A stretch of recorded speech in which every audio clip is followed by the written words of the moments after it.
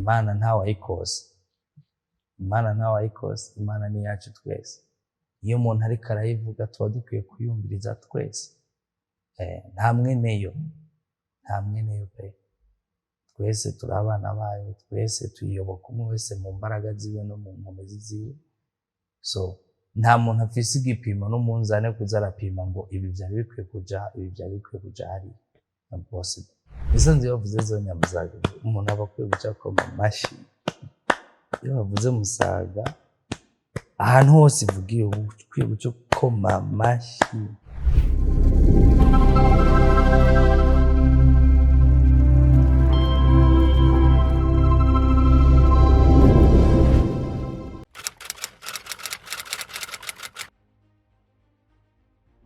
Sinijya kera wanashima gaswe ryavuye kuri kori ciza ufatanije na Rasta kweko hasi gashaka uko yakora ciza. Nari umwana atekanye umuguruguru sometimes mugabo nyine atekanye. Cye mama nigeze ambwira ko namugoye.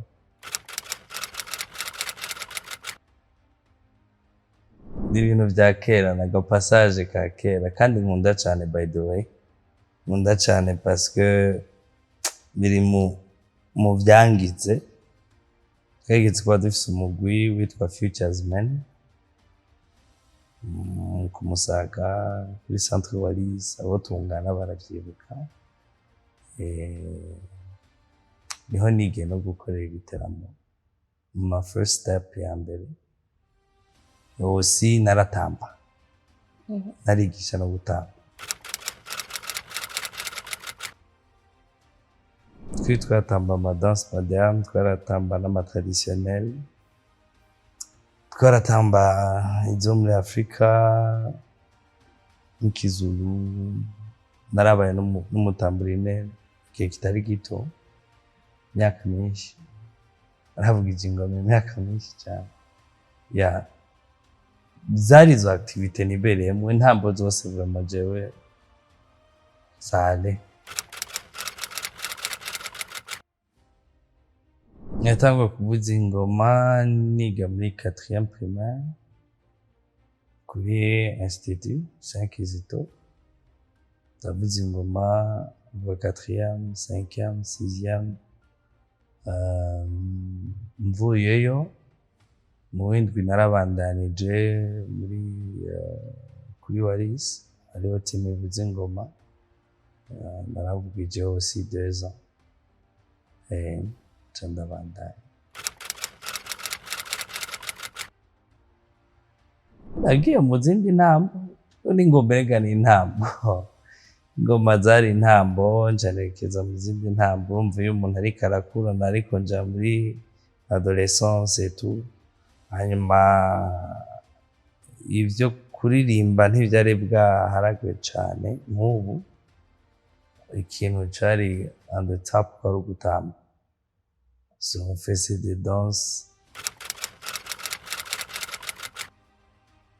Zio twaragira ibintu tuvuze umuziki hanyuma abantu bakaza gutamba. Afose uko abantu batarafise ama club muri ico gihe.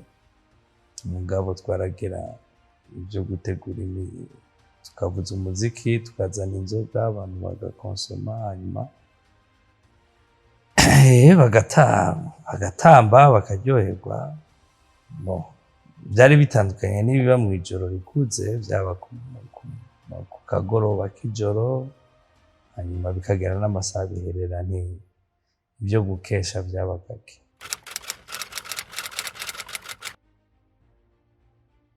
Jangira Imana kati yacu twari tuzinanye twese. Urumva ntibyasaba byinshi kugira ubahamagare. Benshi twarigana, benshi twahurira ku isengero, abandi tugahurira aho twateramira nyine wasanga na fishi twadishira ku mafoto. Ukiriya gihe nta telefone zari zihari, nta ma WhatsApp n'ama Instagram zari zihari. So no kuvuga ngo waracapa afishe hanyuma ukayifotokopia. nta n'amasura yacu yaba ariko wasanga ariko amasura yabasha yabakiri urumva c'était à l'époque.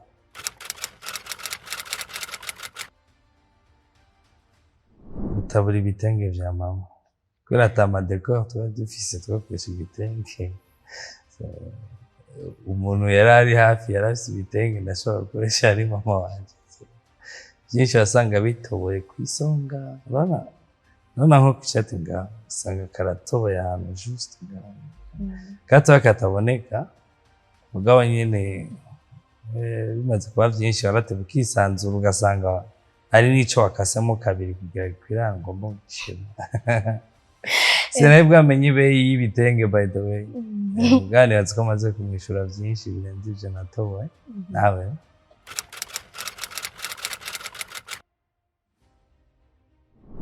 Oya narabandanije amashuri ndaheza secondaire ndaheza université,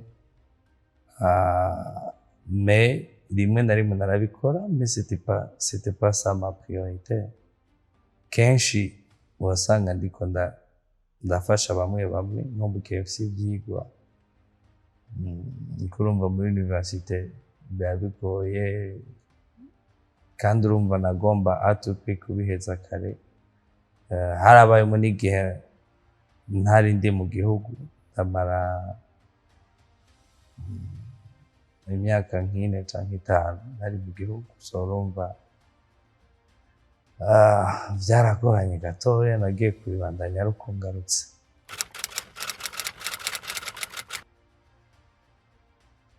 Mu gutangura jewe novyita ko wabaye umuhamagaro en plus de cela, comme nakora beaucoup plus muri way itari ya gospel,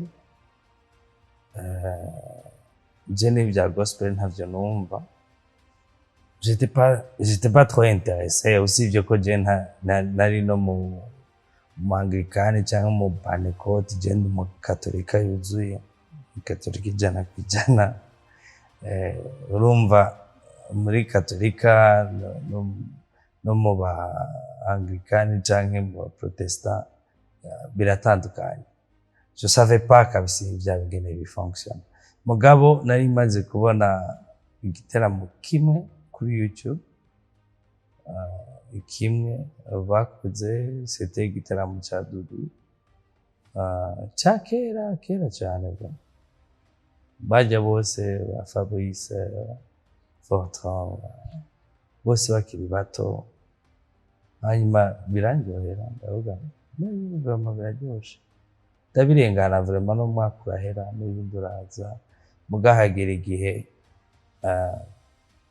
ndavyumva muri jewe yuko ntagishobora kuryama kuma ndavyumvira umwanya wose, parce que byari bitanguye. Sinzi ko wibuka igihe indirimbo canke ibiteramo vya gospel mu Rwanda vyari vyinshi cyane, hanyuma n'indirimbo z'ikinyarwanda nyinshi zikaza ino kabisa, ugasanga ama-eglise yose aririmba indirimbo z'ikinyarwanda, abapastori presque benshi bavuga ibinyarwanda etu. That was too much, byari byinshi. Ndumva ni quand même nk'abantu dufise umuco n'igihugu natwe kandi Imana itaradukura ku maboko, ari ikintu dukunda gukora. So naho byatanguye kunzamo. Ndibuka n'umuntu wa mbere nabibwiye yari Dudu, duhuye mu zindi circonstances zidasa n'ivyo, wanashima ntiyarazi nuko nabikora, we yampaye challenge yambwiye gusa ngo we niwabikora nzoza, kandi vyararyoye cyane parce que vraiment cari igihe abantu muri gospel bose byari bisa n'ibiryamye, tureke kubyita ibyahagaze kuko siko tuba twarabitanguje, ariko byari ku murindi mutoya.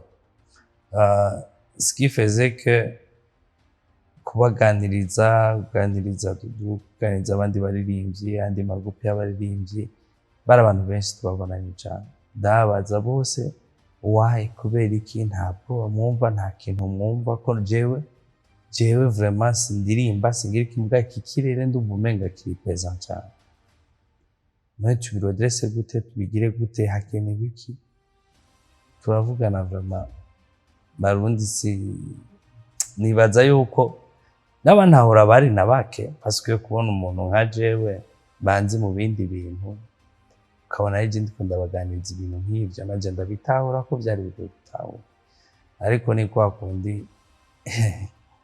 Imana yonyene ivugira ati simpamagara abakomeye ahubwo nkomeza abo nahamagaye akaba ari bo mpereza ico gikorwa baravyumvise barabitahuye barumva ati ega twobyuka et c'est comme ça qu'on a commencé nico bituma ubonana twaciye tubwiza ibiteramo muri gospel hanyuma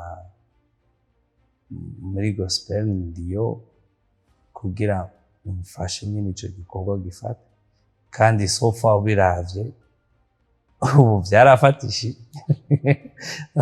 mugani bari hano bambwiye ngo rero ngo urabona ko byafatishije ngo uracusubira ugaruka iwacu naho ngo turabe ingene twosubira tukavyuka nambwiye nti c'est comme ça parce que byose c'est là cambere c'est là iyo umuntu afise ingabirano irakenewe umuntu ayiteramira irakenewe umuntu ayivyura rimwe na rimwe ivyo birumvikana kandi ingabirano ntahija mugabo urumva naho mu bijanye n'ibiteramo mpimbazamana navyo biba bikenewe ko rimwe na rimwe twibuka ko tutiremye hanyuma bikaba n'uburyo kuri jewe bwari uburyo bwiza cyane bwo gushimira Imana ko yampaye iyo ngabirano yo gutegura ibiteramo no kubifasha abandi kandi atacunginze kubasaba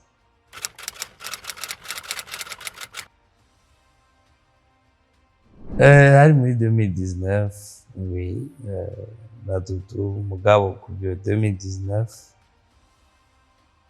twari twabipanze kuva muri 2017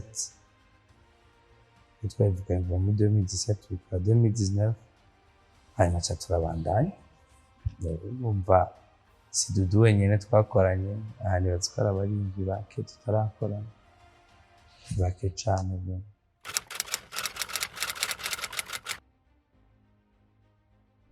hari itandukaniro rinini cane rinini gose kuko profane nta byinshi isaba profane ntabwo isaba byinshi wanashima muri profane ni gake uzonahasanga hari live usibye ko jewe bisigaye biri mu exigence yanje n'ama playback icemera ko nkora iyo nkoranye n'abantu fuma wina nata parce que c'est ça la vraie musique ni live sivyo ama playback urumva kera nk'ibikora byari byoroshe kuvuga wazanye lo matos iri ngaho abantu ntiwamenya niyo bakora ama repetition mais nibaza ko jewe nande mu kwinjira muri gospel ari ikintu kinini byanyunguye mu ntego no kumenya ingene bigenda parce que beaucoup plus abantu ubakotoya beaucoup plus mujana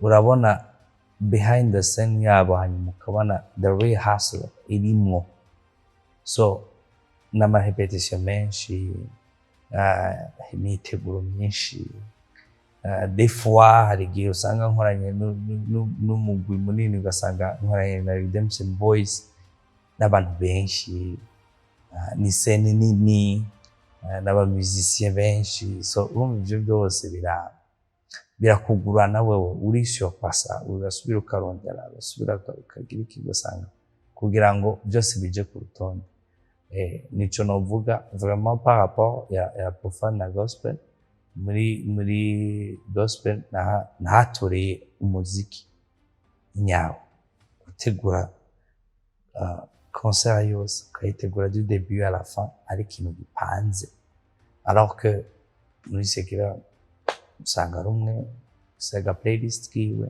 ashobora guhindura uko ashaka ashobora kwinterchange uko ashaka so biratandukanye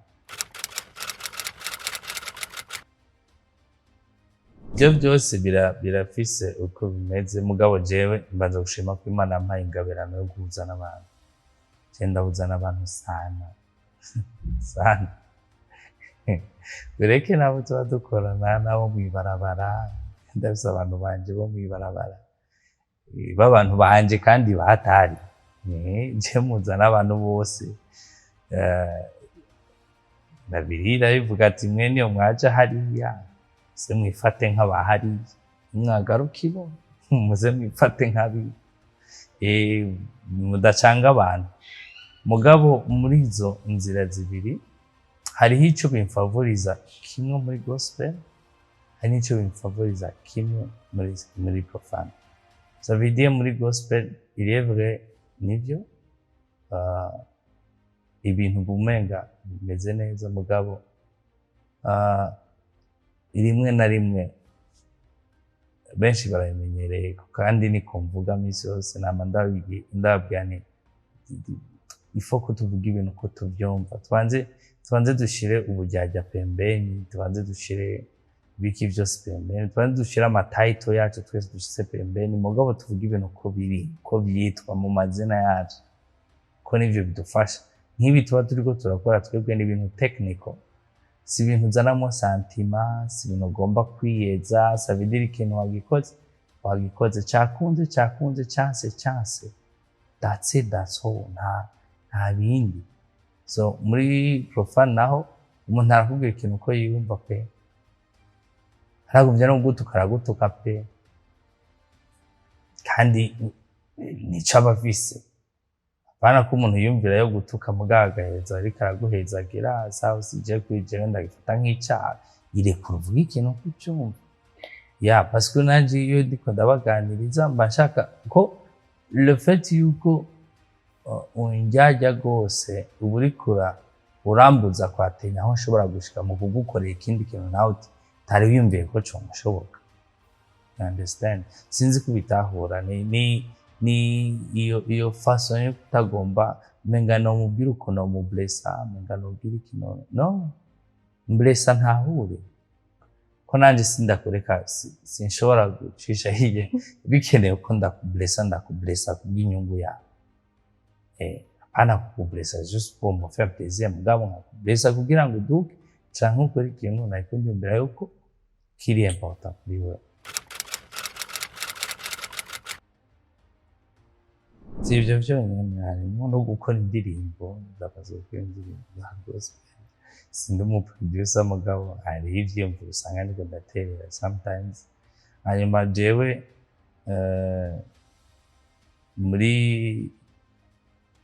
ndimo muri team ya Dudu n'ujejwe son côté technique mugabo apasa nababwiye kandi je mfise jewe uwantumye ngo nkorere hose sinzi kubyo no kuvuga urinza ntumbera canke umbona nofasha iki sindi wawo ndi ngo tumere nk'imigambwe ngo je ndi muri naka hasi ninji by the way nico gituma uzobona ko ibintu byinshi nkora ndabikorera hanze y'urushengero kuko je ntiyantumye ku basanzwe bamunzi yantumye kugira abataramumenya bama biyumvi bambwira ngo ndabafashe ku ma eglise hanyuma bagasanga ndafatiriwe canke ntibikunda ubitahure neza jewe kuza gukora igitaramo mu rushengero ntacyo bano bumenga nta avantage irimo ni nko kuzi wanje ukandirimbira izina ryanje kandi ndarizi ko ari iryanje sohoka hanze uribwira abatararimenya ico gituma nkunda ibintu ibiteramo bibereye hanze bifise ubutumwa bwo kuzana imitima kuri Kristo canke kuri Kristo ko bavyumva gusubira kuba mu murongo w'Imana mugabo bitabereye ahasanzwe havugirwa iyo nkuru tukeneye gushika kure hashoboka bano kugenda gushika isigaruke siko none yavuze next time muzotubona mu maboite next time muzobona ahandi hantu paske hariya nyene niho bikenewe ivyo dukora bikenewe hariya bikenewe mu nzu kwa data ko nibaza yuko yaba isi itagira abanyabyaha Yesu ntacyo yari aje gukora ngaha, yari kuza aje ari muri tourisme, ariko araba ibintu papa we yakoze, hanyuma akisubira inyuma impundamarembe. Mugabo nimba yaje ngaha no kubera ari kuri mission yuko hari abanyabyaha, so reka dusange rero abantu aho bari.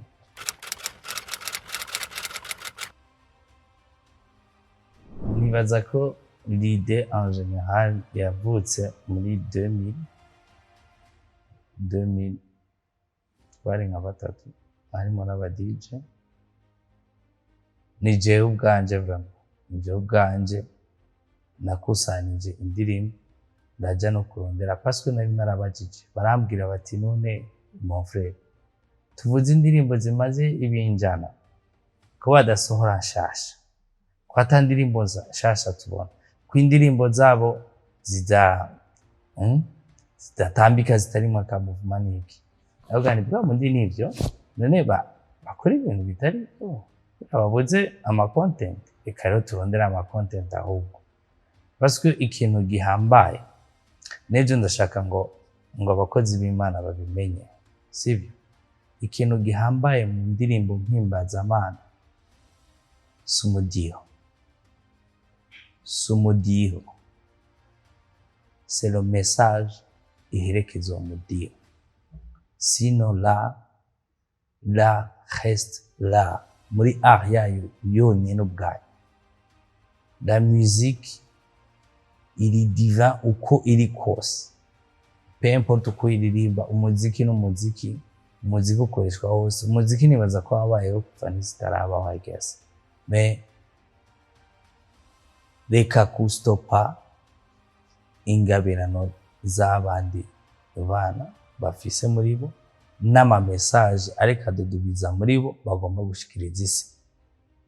Hajya muri boîte, hajya babona umengana ibikino, hajya mu makaraoke, hajya twagiyemo turavuga tuti zivuze hose, hajya twasabye ko zivugirizwa, hajya nyene hariho abantu bamaze kubumvira, hajya message bakayitahura. Siyo ndirimbo y'Imana ivuga imwe muri boîte n'abicaye bagahaguruka, akadepoza icupa yarafise hanyuma agakatika. Wibaza ko se ni ukwera mu mudiho ibiryoshe cyane, c'est parce que biba rappelé. C'est ça, turi ku isi, umuntu ntawe utotemba, uwo ari we wese yotemba, n'uwo ariko abipinga uyu munsi ejo nawe yotemba, akazovyugwa na ya message asanze ahantu atari yiteze ko ari yagiye kuronka. En fait c'est ça l'idée. Bavuze gushikana kure hashoboka, no kuvuga ngo nahahandi tubona umenga ntibyari bikwiriye, nahajya birakenewe. Uravyumva?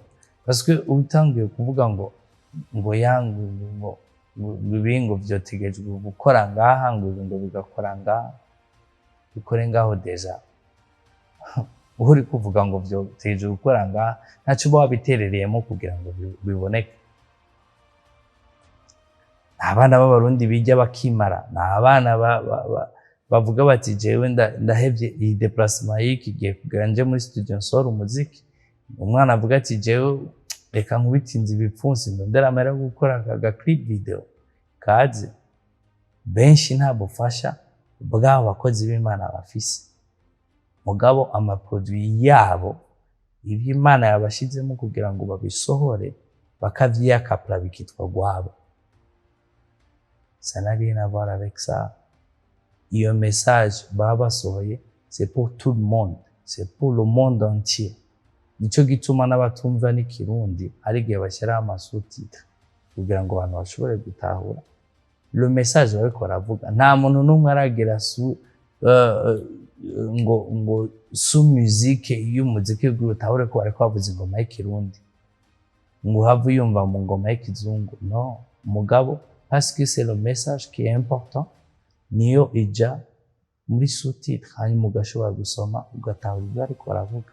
C'est ça. Je kuririmba mu mashengero ni vyiza cyane si tuve, mugabo aussi n'abandi ba Imana ntawayikoze, Imana ni yacu twese. Iyo umuntu ariko arayivuga tuba dukwiye kuyumviriza twese. nta mweneyo pe. Twese turi abana bayo, twese tuyiyoboka umwe wese mu mbaraga ziwe no mu nkomezi ziwe. So nta muntu afise igipimo n'umunzane kuza arapima ngo ibi vyari bikwiye kuja, ibi vyari bikwiye kuja hariya. Not possible. Ndi umuvyeyi, ndi umukozi wa leta, ndategita pe. Nivyo novuga. Je ndi muri vyose, ndafise akazi ka contrat, akazi office matricule, hanyuma igihugu kidusaba kwisumamo.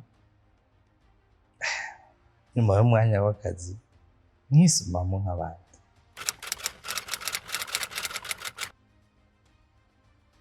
Bisanzwe iyo bavuze zo Nyamusaga, umuntu aba akwiye guca akoma amashi.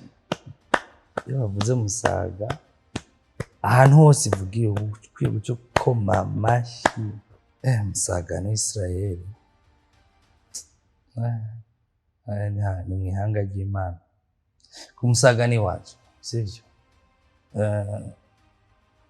Nakuze, je navukiye mu Buyenzi, by the way. Navukiye mu Buyenzi, mvukira ku Musaga. Mugabo Musaga hambere nira niho hangize uwundi, niho hangize icondi, niho hangize uwundi we, sivyo? So urumva ni nk'uwumbaza ngo kubera ukunda mama wawe, naye ico mfise atampa. Très normal. Ukunda Musaga je bana ndayikunda no fesho. Wallahi. Sigira ndakubesha. Pale ni nyumbani pe.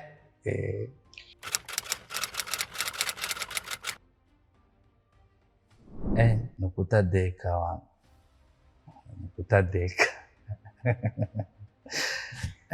Musaga nakanya ko kudeka twaronse. Karabuze pe.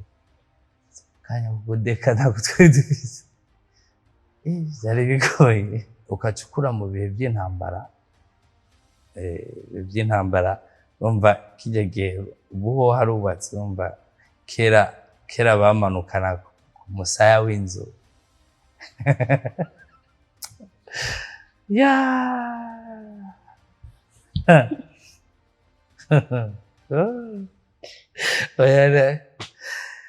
Reka tureke n'abasaga ntanguye kurira, mugabo kimwe gusa.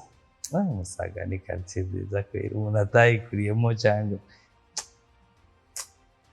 narakano yahomvye. Kuburere bwo gukundana, ko gutahurana, ko kubaha, surtout kubaha. Kubaha kabisa. Ibuka aba grand frère akubona yuko yakora amafuti, duparamira imodoka atanakuye. Bon, wewe utanamuzi, mutabana ntaco mupfana, yaraguhana kandi akaguhana nka mukuru wawe, kanakubwira n'ico aguhanira. Atari karagutoteza muga kugira ngo ejo ntuzosubire, canke ejo ntuzobibaze ngo koma abavyeyi batakubona canke abiwanyu ngo ibindi vyose urashobora kubikora. C'était ça, c'était urwo rukundo ruri hagati y'Abanyamusaga, kuba usanga presque twese twari tuzinanye. Ndiko ndavuga à l'époque, apana ubu. Ubu twifitiye abimukira, mama we. Nagafyo. Muga ico gihe twese twaba tuzinanye, twaba twigana, twaba tuzinanye ku mazina. Hakibazo c'inzara, aho washika hose wararya. Nibatsane n'ahantu ningo nkeya ntariye mu Musaga ve igakena jya. So urumva ahantu nkaho c'était igifami kinini kiri muri quartier imwe, niko novyita. Kandi gushika n'ubu biravye mu bantu bakuze kuri iyo epoque, n'ubu c'est toujours la même chose.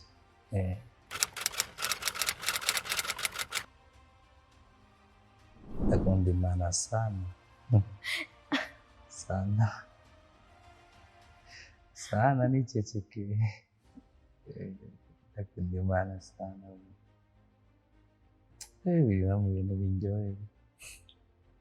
ariko ni bwa kundi nyine nta muntu yoba umurastama nta kundi Imana it's impossible n'ibyo me nta birenze vraiment simpabinja kwitera amashugwe ngo kwarekera abantu batanzi buje ubuzima bwanje buraho ngaho nta gishasha pe sivye nyene ko mboneka gake mu bantu me nyene yarandongo wese si wandonse c'est comme ça gusa umuntu arakura hanyuma akagira itiro ryinshi ugasanga ntugitembera genda ijoro biragute ariko nibisanzwe ni imyaka ngane ni imyaka na miza kuko hari imyaka nta nishobora gusinzira imyaka inyuma nk'ubu kugira dukorane nk'ikiganiro nk'aya masaha mana yanje inyota yabinyishe Imana igira neza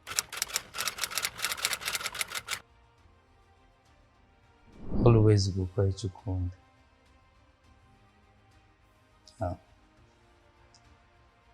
hari umuntu nigeze kubwira namubwirane itandukaniro riri hagati y'akazi no gukora icyo ukunda. Gukora icyo ukunda no gukora mugabo en même temps uri kwiyamiza ubiryohererewe. Événementiel c'est comme ça. Iyo utayikunda uyishakamo amafaranga irakuruhisha ukoze kimwe ntugaruka. Mugabo iyo uyikunda urayinjoyinga. Faze zayo zose urazinjoyinga. Wahomvye urinjoyinga, wumva urinjoyinga, wafashije abantu urinjoyinga. Nibaza ko vyongora kuvuga ko ari ikintu nokora ndakiryoherewe nko gukora ibiteramo, kubona abantu bari hamwe, kubona abantu baryohewe, ko c'était ça l'idée ko abantu baja hamwe babiryohererwa.